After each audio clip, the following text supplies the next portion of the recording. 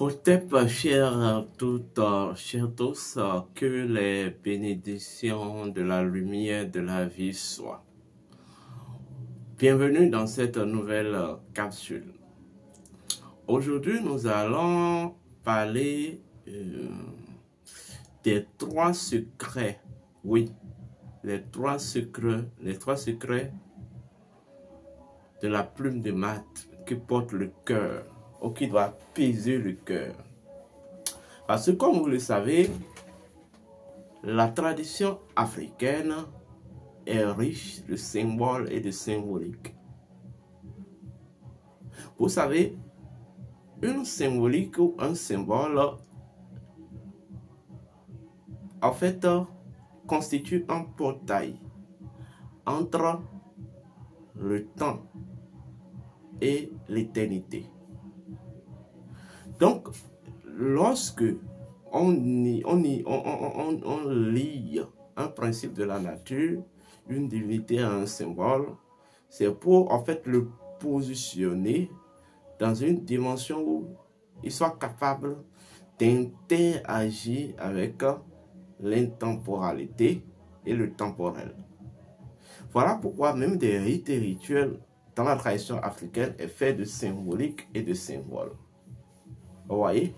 Donc, un symbole ou une symbolique, c'est tout simplement un mécanisme transitionnel qui sert d'interface entre le temps et l'éternité.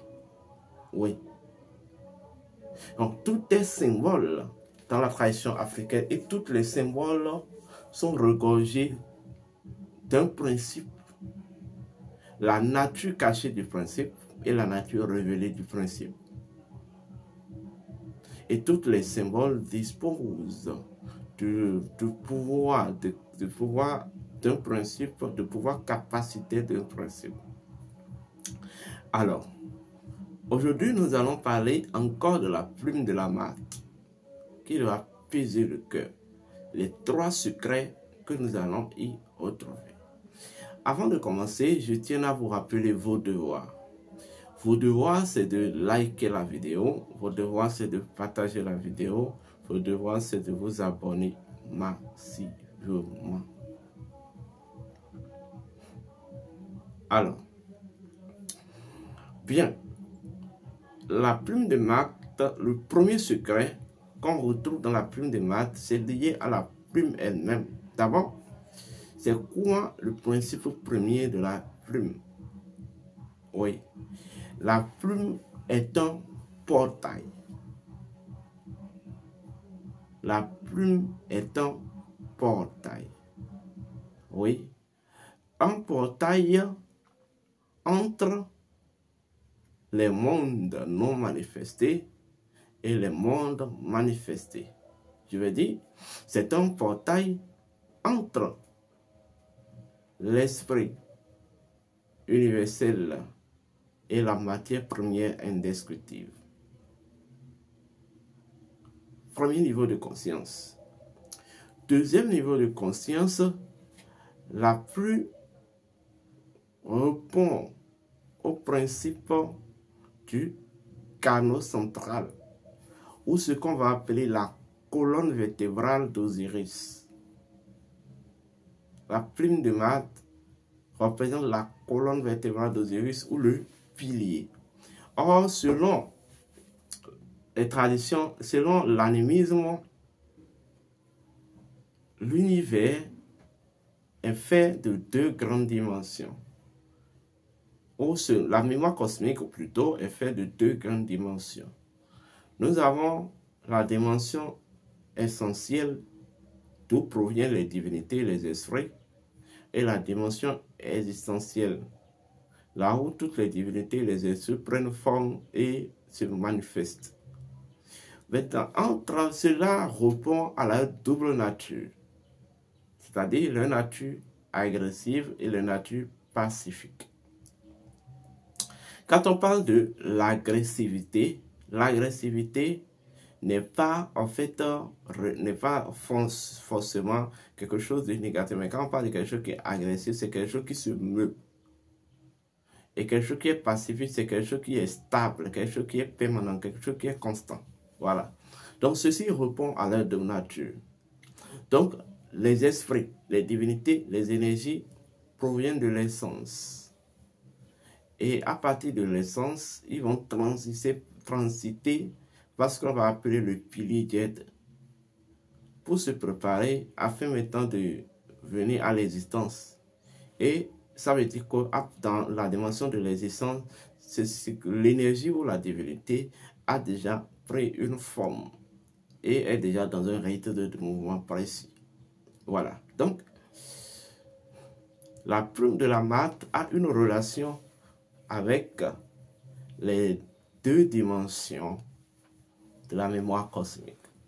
Alors, donc, premier secret de la plume de Mate, nous allons parler de la colonne vertébrale du dieu Osiris. La colonne vertébrale du dieu Osiris, c'est ça ce qu'on va appeler le Djed ou le pilier. Le Djed ou le pilier. Donc, en fait, le premier secret, c'est que en fait, la plume de Mate représente l'équilibre du voyage de l'âme. L'équilibre sur lequel l'âme instaure son voyage. L'âme instaure son aventure cosmique. Donc, toute âme hérite son aventure cosmique, matérielle, humaine et autres, de l'équilibre de la nature. Voilà pourquoi, même dans l'expérience, dans le monde matériel, toutes les énergies qui composent et constituent la nature de l'âme travaillent toujours pour s'équilibrer. Parce que de leur essence, en fait, le fondement même de leur essence, c'est que l'équilibre. Ça, c'est le premier secret. Alors, le deuxième secret, c'est que l'âme, dans son essence, et aussi dans sa manifestation, a été toujours pure et demeure pure. Elle a été et demeure pure, vous voyez, par la flamme ou par, en fait, l'impulsion, par l'aura du feu sacré. Je m'explique. Lorsque vous prenez la plume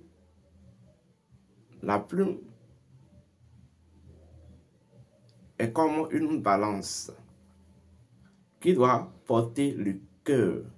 Mais le cœur est la maison de l'âme. Vous comprenez? Donc, en fait, ce qui représente, ce qui symbolise le cœur, c'est la pureté. Donc, la plume est considérée comme une origine. Donc, à l'origine de l'âme, l'âme a été toujours pure. À l'origine de l'âme, l'âme a été toujours pure. Donc, dans toutes les dimensions de son évolution, elle est faite pour, elle doit en fait confirmer, vous voyez, rendre constante cette pureté. Et quand on parle de la pureté, il s'agit de la liberté. Oui, l'âme a été toujours libre. Voilà pourquoi, lorsque l'âme se retrouve dans les conditions, lorsque l'âme est en incarnation, il se retrouve dans les conditions où sa liberté, son impureté, sa pureté est mise en danger, elle est obligée de se libérer du cœur. Et c'est là que vous allez parler, voilà, de certaines maladies et autres et autres. Donc, premier secret, l'âme de par essence fonde son voyage, son aventure cosmique sur l'équilibre de la nature, l'équilibre naturel. L'âme, dans son origine, a été toujours pure et cherche à confirmer cette pureté dans toutes les dimensions de sa vie. Vous voyez? Et il y a véritablement un troisième secret. Mais avant d'accéder au troisième secret, j'aimerais revenir encore à la plume de la martre. Comme je vous l'ai dit, la plume de la martre est composée de 3 éléments. Nous avons le bas central et nous avons les ailes d'extrémité. Vous comprenez? Le bas central, comme je vous l'ai dit, vous le savez, ça représente le pilier Djed. Et les ailes de l'extrémité, l'un représente la nature agressive des dieux et l'autre représente la nature pacifique des dieux ou la nature essentielle et la nature existentielle des énergies. Alors, sous cet angle, la plume de martre est un portail à la mémoire cosmique. Et c'est exactement la même chose que va représenter les pubis de la femme. Oui, et les poils du pubis de la femme. C'est ce que vous ne savez peut-être pas. Donc, tous les esprits, les énergies, les entités, lorsque elles sont générées dans la mémoire cosmique, elles doivent en fait forger leur première nature dans la dimension essentielle et se laisser préparer aux conditions de l'existence au niveau du pilier, afin maintenant de rentrer maintenant afin de jumeler leur nature, leur première nature à leur deuxième nature, afin d'exister, pour exister, c'est-à-dire pour mouvoir. En fait, exister signifie se laisser aller à un exercice de perception de la vie. Donc, afin de se laisser aller à un exercice de perception de la vie qui se fait par obtention d'une forme et par mouvement et par dynamisme. Exercice du dynamisme ou exercice dynamique. Je ne sais pas si vous me comprenez. Voilà. Enfin, le troisième secret que beaucoup ne savent pas, c'est le secret de l'illumination. Oui. C'est le secret de l'illumination. Parce que, comme je vous l'ai dit, la plume de la martre représente la colonne vertébrale d'Osiris. Mais la colonne vertébrale d'Osiris, symboliquement, est le sentier. Que lorsque la Kundalini va s'éveiller, le sentier qu'il va emprunter, afin d'illuminer l'être, afin de conduire l'être à sa propre illumination. Et selon les légendes, vous allez constater que lorsque le gros serpent se réveille, et il enclenche la colonne vertébrale d'Osiris, le Nien se réveille, il enclenche la colonne vertébrale d'Osiris. Au niveau du crâne, il commence à embraser tout son alentour du feu qui sort de ses gueules. Exactement la même chose. Donc, la plume de martre est un indicateur véritable de l'illumination véritable. Et le pourquoi nous travaillons, le pourquoi nous œuvrons, c'est pour l'illumination. Le seul prix à payer pour toutes nos œuvres, chacun d'entre nous, c'est l'illumination. La plus grande illumination, la véritable illumination, qui implique la maturité, qui implique, je veux dire, la renaissance et enfin la transcendance. Vous comprenez? Donc, voilà pourquoi la plume de martre implique 3 divinités. Nous savons qu'elle a une relation sympathique avec le dieu Osiris, ça on ne va pas le dire, mais la première divinité, c'est le Djed, ayant relation avec le dieu Set. Puisque le dieu Set est considéré comme l'indicateur de l'équilibre, celui qui indique une nécessité d'équilibre. Vous comprenez? Nous avons la deuxième divinité, qui est même la déesse Isis, celle qui vient purifier et conformer toutes les énergies à l'ordre matique. Et nous avons la troisième divinité, qui est en réalité le dieu Atum. Oui, le dieu Ré. Vous comprenez? Le dieu Ré, le dieu Atum. L'incarnation de la lumière de la vie. Alors, pour résumer, vous êtes des dieux. En tant que Dieu, vous êtes censé faire une aventure cosmique. Et au cours de cette aventure cosmique, vous deviez en fait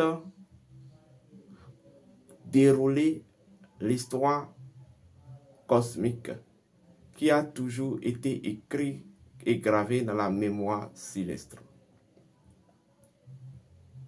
Donc, dans votre essence, cette aventure cosmique, en tant que Dieu âme, est fondée sur l'équilibre de la nature. Et votre âme doit s'y vêtir à travers chaque dimension de sa vie à pérenniser cet équilibre-là.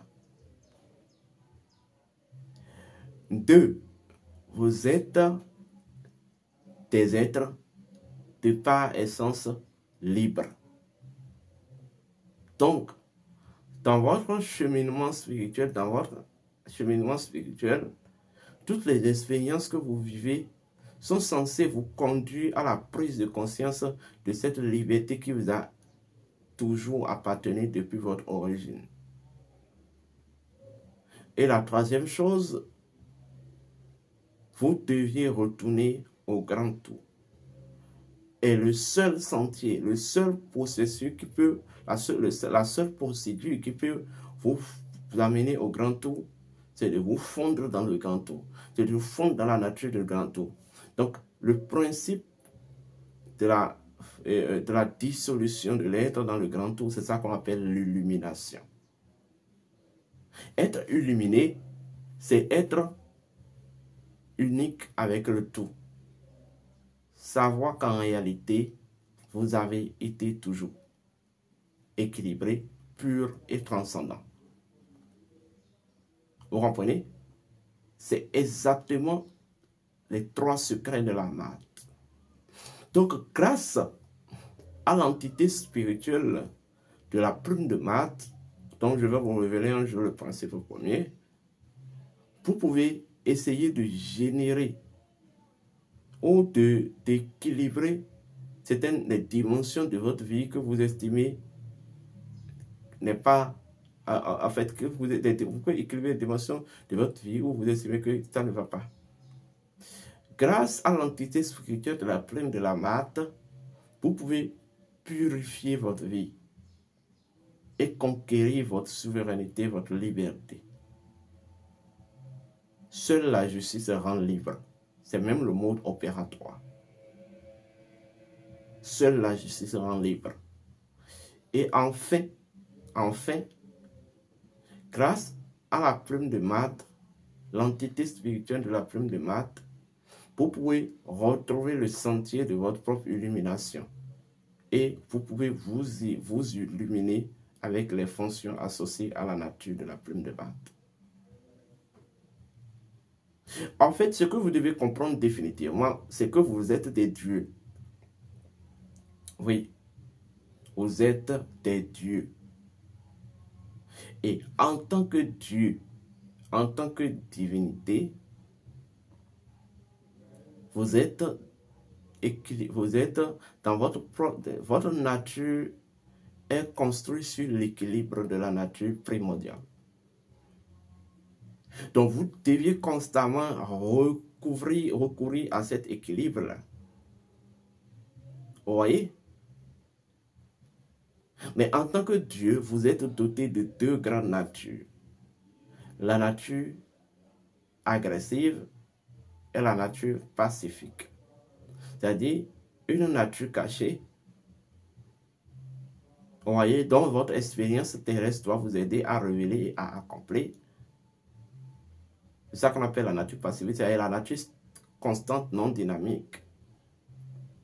Vous voyez, ce qui cadre véritablement votre identité. Maintenant, le pilier d'aide, c'est le paradigme éthique par laquelle vous devez passer, qui doit vous préparer maintenant à affronter les réalités de votre nature révélée, c'est-à-dire à l'existence. Donc, nous avons la nature essentielle, nous avons le pilier d'aide qui représente le paradigme, l'éthique préparatoire, et nous avons la nature existentielle. Voilà même pourquoi en Afrique, lorsque l'oracle révèle une divinité, il lui faut forcément lui faire exister. Lui faire exister, c'est ça le réceptacle concret. Parce que c'est comme si la divinité est trouvée, mais dans sa nature primordiale. Donc, étant donné qu'il est trouvé dans sa nature primordiale, obligatoirement, c'est-à-dire de façon obligatoire, on est contraint de lui faire exister pour que tout soit équilibré. Pour que ça ne crée pas une instabilité dans la relation entre le monde matériel et le monde non matériel. Donc, le pilier d'aide maintenant sera l'ensemble des préparations, l'ensemble des protocoles d'accords, rituels et cérémonies par laquelle l'esprit ou la divinité va être conduit dans sa nature originelle jusqu'à sa nature existentielle, c'est-à-dire jusqu'à sa stabilisation, son apprivoisement. Alors, donc, dans la nature, toutes les choses proviennent d'une essence, se préparent et exercent leur droit de perception de la vie. Toutes les choses sont vides, de par essence. Maintenant, se préparent afin maintenant de percevoir la vie qu'elles sont et maintenant se livrent à l'exercice de la perception de la vie. Vous voyez? L'existence n'est qu'une perception de la vie. L'existence n'est pas la vie elle-même, mais c'est l'essence qui est la vie. Et c'est pourquoi l'essence est infinie et illimitée. De la même manière que lorsque quelque chose doit se désexister, lorsque une chose désexiste, elle doit passer toujours par le diète, c'est-à-dire le paradigme d'équilibre qui va le préparer maintenant à retourner à son véritable origine, qui est l'essence, la vie même, unique et universelle. Donc l'existence constitue des sens de la vie, les sens par lesquels on perçoit la vie. Alors voilà pourquoi l'incantation dit: je ne suis jamais né, je ne suis jamais existé. Je suis la vie infinie et illimitée. Vous voyez? Dans mon paradigme identitaire constitue mon socle ou le socle de mon être. Voilà. Alors, ce qui est sûr, en son temps, nous allons faire une formation là-dessus. Probablement, ça pourra être l'année prochaine. Portez-vous bien et que les bénédictions soient.